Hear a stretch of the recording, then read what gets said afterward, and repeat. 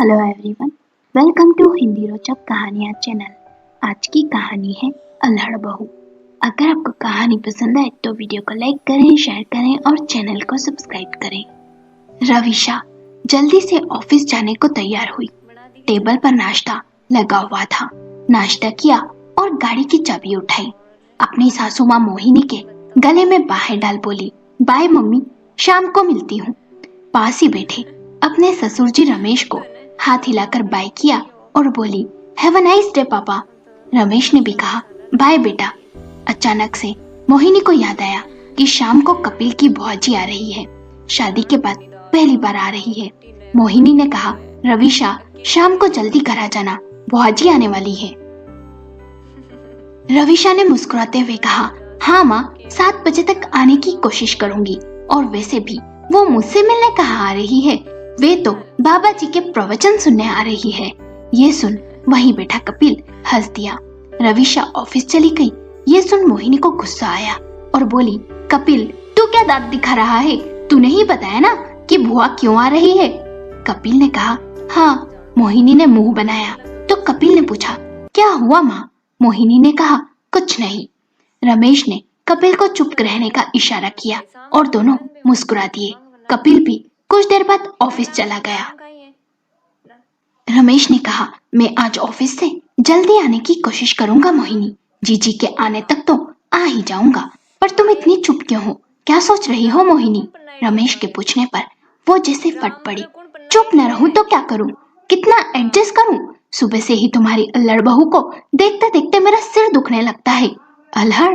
रविशा, यह क्या बोल रही हो तुम? रंग ढंग देखते हो ना उसके, कहीं से भी बहू लगती है रविशा। इस घर की लटके झटके बनाओ, श्रृंगार, नौकरी, इसकी बातें, उफ। एक संस्कारी बहू लाने के कितने अरमान थे मेरे। कुछ भी कहती हूँ, हर बात में ऐसा जवाब देती है कि पूछो ही मत। हर बात को हंसी में उड़ा देती है सो अलग। अपनी बेटी को देखा है, कभी ऐसा करते? उसकी ससुराल में सब उसकी कैसे तारीफ करते हैं। जो उसकी सास कहती है वही करती है वो। इस कपिल ने तो एक अल्हड़ को मेरे सर पर लाकर बैठा दिया। रमेश ने बिफरी मोहिनी के कंधे पर हाथ रखकर कहा, परेशान क्यों हो रही हो तुम? अभी रविशा को बहू बनकर आए 3 महीने ही हुए। इतनी जल्दी उसके लिए अपने मन में एक इमेज तो मत बनाओ।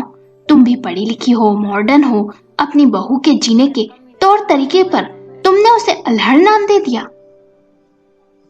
हमारा बेटा कपिल बहुत ही समझदार लड़का है। अगर उसने रविशा को अपने लिए पसंद किया तो उसके गुण जरूर देखे होंगे उसने। हाँ, है ना गुण? कपिल को इन गुणों का गुलाम बना रखा है रविशा ने। नालायक सा उसकी हर बात पर हंसता रहता है बस, और वह सजी सवरी सी उस पर फिदा होकर जोक मारती रहती है बस, और वह हंसता रहता है। तुम सबको उसमें गुण दिखते हैं, मुझे क्यों नहीं दिखते उसके गुण? रमेश हंस पड़ा और फिर मोहिनी को छेड़ा, सास को दिखते हैं भला कभी अपनी बहू के गुण इतनी आसानी से? फिर भी तुम इतनी गुणवान थी, तुम्हारे गुण दिखे कभी तुम्हारी सास को? मोहिनी को इतने गुस्से में भी इस बात पर हंसी आ गई। रमेश ने कहा, अच्छा अब मैं निकलता हूँ ऑफिस के लिए, शाम को जल्दी भी आना है। और तुम गुस्सा मत करो, आराम करना, फिर जीजी भी आ रही है, तुम व्यस्त रहोगी। और फिर रमेश भी चला गया। घर के कामों के लिए काम वाली गीता आई तो मोहिनी काम करवाने में व्यस्त हो गई। इन सब से फ्री होकर थोड़ा लेटी ही थी कि उसकी ननद रमा जीजी का फोन आ गया, जो आज शाम को उनके घर आने वाली थी। रमा फोन पर कह रही थी, मोहिनी मैं 6 बजे तक पहुंच जाऊंगी, तब तक बहू आ जाएगी ना? शादी के समय भी उससे ज्यादा बात नहीं हो पाई मेरी। मोहिनी ने कहा, हाँ जीजी, कोशिश रहेगी बहू के आने की। फिर कुछ बातें करके रमा ने फोन रख दिया। मोहिनी कुछ देर के लिए लेट गई और बहुत कुछ सोचने लगी। 3 महीने पहले ही उनके बेटे कपिल ने रविशा से 2 साल की दोस्ती के बाद प्रेम विवाह किया था। सब कुछ खुशी खुशी हो गया था। रविशा के मम्मी पापा दोनों ही कॉलेज में प्रोफेसर थे। वे हैदराबाद में रहते थे। मॉडर्न सुशिक्षित परिवार था। कपिल को रविशा बहुत ही पसंद थी। यही मोहिनी के लिए खुशी की बात थी। वो अपने बच्चों की खुशी में, घर परिवार में खुश रहने वाली हंसमुख महिला थी। पर रविशा के साथ कुछ ही दिन रहने के बाद मोहिनी के मन में रविशा के लिए एक ही शब्द आया था, अल्हड़।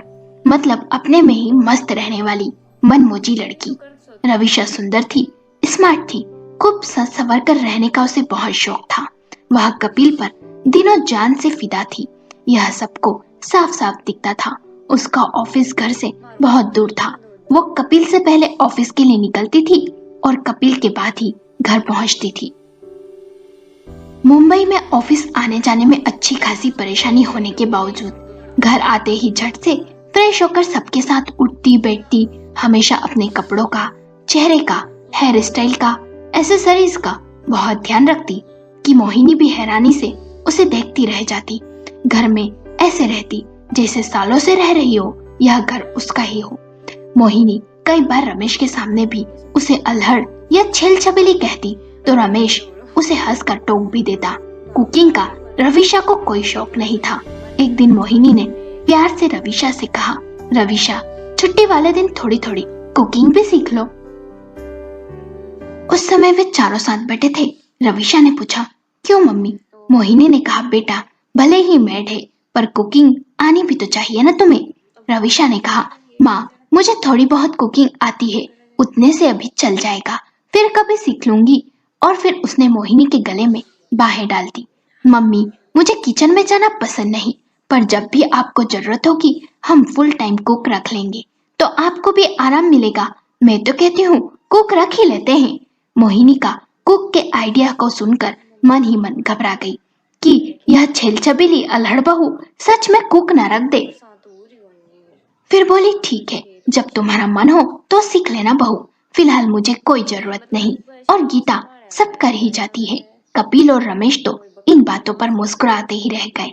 उस दिन मोहिनी ने रमेश से कहा, देखा, कोई काम नहीं करना चाहती रविशा, जब भी कुछ सीखने के लिए कहती हूँ मेरे गले में लटक जाती है, बस फिर डांटा भी नहीं जाता। मोहिनी के कहने के ढंग पर रमेश बहुत हंसा और बोला, जैसे मैं तुम्हें जानता ही नहीं कि तुम कितना डांटने वाली सास हो मोहिनी। शाम को रमेश अपनी बहन रमा के आने से कुछ पहले ही आ गया, जिससे रमा शिकायत ना करे।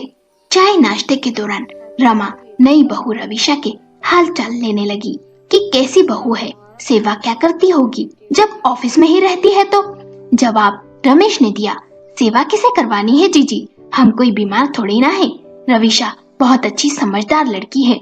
रविशा के जिक्र से मोहिनी के चेहरे पर जो एक मायूसी आई, रमा की तेज नजरों ने उसे भाप लिया। बहुत अंदाजे भी लगा लिए। रमा रमेश से बड़ी थी, अब माता पिता रहे नहीं थे, इसलिए दोनों भाई बहन अपना रिश्ता अच्छी तरह निभाते आए थे। रमा धार्मिक विचारधारा की महिला थी। अपने घर में भी रमा का बहुत दबदबा था। एक स्वामी जी की अनुयायी थी।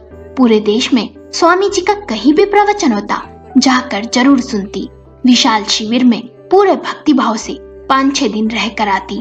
अब नागपुर से मुंबई भी इसीलिए आई थी कि शिविर गोरेगांव में था। कपिल और रविशा भी ऑफिस से आ गए। दोनों ने रमा के पैर छुए और रविशा फ्रेश होकर साथ बैठी। डिनर करते हुए रविशा वैसे ही अपनी मस्ती में बातें कर रही थी जैसे हमेशा करती थी। ये देख रमा हैरान थी। ये देख रमा ने कहा, मैं सोच रही हूँ इस बार मोहिनी भी मेरे साथ चलकर स्वामी जी के शिविर में रह ले। तुम जरा घर देख लेना बहू। रविशा ने कहा, वाह जी, मम्मी जी तो नहीं जाएगी शिविर में। रमा और मोहिनी ये सुन हैरान रह गई। मोहिनी ने सोचा, ये अल्हड़ बताएगी कि मैं कहाँ जाऊंगी और कहाँ नहीं। और रमा को जैसे करंट लगा। इस कल की आई लड़की ने उसकी बात काटी, इसलिए थोड़ी सख्ती से बोली, स्वामी जी की बातें सुनता हुआ इंसान सारे दुख दर्द भूल जाता है, समझी बहू। रविशा ने ठहाका लगाया और बोली, ये स्वामी जी बंद करवाएंगे सारे डॉक्टर्स के क्लिनिक, नासा वाले ना पकड़ कर ले जाए इन्हें। रमा ने कहा, बहू, तुमने कभी ज्ञान ध्यान की बातें नहीं सुनी शायद। सच सवर कर सुबह सुबह ऑफिस जाना एक बात है, अध्यात्म के रास्ते पर चलना दूसरी। इस सख्ती सी आवाज पर रविशा का चेहरा मुरझा सा गया। वह प्यारी लड़की थी, खुश मिजाज। यहाँ भी उससे कभी कोई ऐसे नहीं बोला था, पर रविशा भी अपनी तरह की एक ही थी। धीरे से बोली, बुआ जी, ज्ञान ध्यान की बातों में मेरी सच में कोई रुचि नहीं है। ये सुन रमा के माथे पर बल पड़ गए और उसने मोहिनी को घूरा और कहा, साथ चल रही हो ना। मोहिनी को अपने घर की शांति बहुत प्यारी थी, पर अपनी ननद रमा को साफ मना करने की हिम्मत नहीं होती। कभी इसलिए धीरे से बोलती, जा नहीं पाऊंगी दीदी, मुझे जरा ज्यादा देर बैठने में मुश्किल होती है। रमा के चेहरे पर झुंझलाहट के भाव थे। मोहिनी बोली तो कपिल ने भी कहा, हाँ माँ, आपको जाना भी नहीं चाहिए, भौजी आप ही हो ना। रमा के चेहरे पर अलग ही भाव आ गए, मन ही मन गुस्सा भी आया। रात को जब सब सोने चले गए तो रमा ने मोहिनी को सोफे पर बैठा लिया और कहा, मोहिनी बहू तो बड़ी तेज लग रही है तेरी। मोहिनी चुप रही। रमा ने कहा, इसकी लगाम कसकर रखो। ये सुन मोहिनी हंस दी और बोली, जी बहू है, घोड़ी थोड़ी है जो उसकी लगाम कसूं। मोहिनी हंसमुख और शांति प्रिय औरत थी, लड़ाई झगड़ा उसके स्वभाव में नहीं था। रमा ने फिर कहा, मोहिनी यह चमक छलो जैसी लड़की कपिल ने पसंद तो कर ली, पर मुझे नहीं लगता यह घर में किसी को शांति से रहने देगी। कैसे सजी सवरी सी मेकअप किए रहती है हमेशा, और कैसे पटर पटर किए जा रही थी। यह नहीं कि बड़ों के सामने मुंह बंद रखे। मोहिनी फिर मुस्कुरा दी, न चाहते हुए भी बोल ही पड़ी, चमक छलो बहू। हाँ जी, मैं तो इसे मन ही मन छेल छबीली अल्हड़ कहती हूँ। ये सुन रमा को जरा भी हंसी नहीं आई और बोली, लटके झटके देखे हैं बहू के और कपिल के, उसी को निहारता रहता है, गुलामी बन गया है तेरा बेटा। यह रोज रात तक ऐसे ही सजी सवरी बैठी रहती है। मोहिनी ने कहा, हाँ जी, अच्छे से पहनने ओढ़ने की बहुत शौकीन है रविशा। रमा ने मुंह बनाकर कहा, कुछ नहीं, पति को रिझाकर अपने पल्लू से बांधने में होशियार है ये लड़की। मोहिनी को बहुत सारा ज्ञान देकर रमा अगली सुबह शिविर में रहने चली गई और वहीं से नागपुर लौट जाएगी। रमा के जाने के बाद कपिल ने कहा, रविशा तुम तो भौजी के सामने काफी बोल ली, माँ तो आज तक इतना भी नहीं बोल पाई। रविशा ने कहा, मम्मी जी जितनी सीधी है ना कपिल, उतना सीधा बनकर रहने का आज का जमाना नहीं है।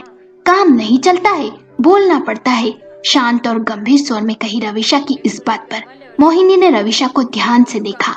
वह ऑफिस के लिए तैयार थी। उसके चेहरे पर हमेशा एक चमक रहती थी, खुश, शांत और सुंदर चेहरा।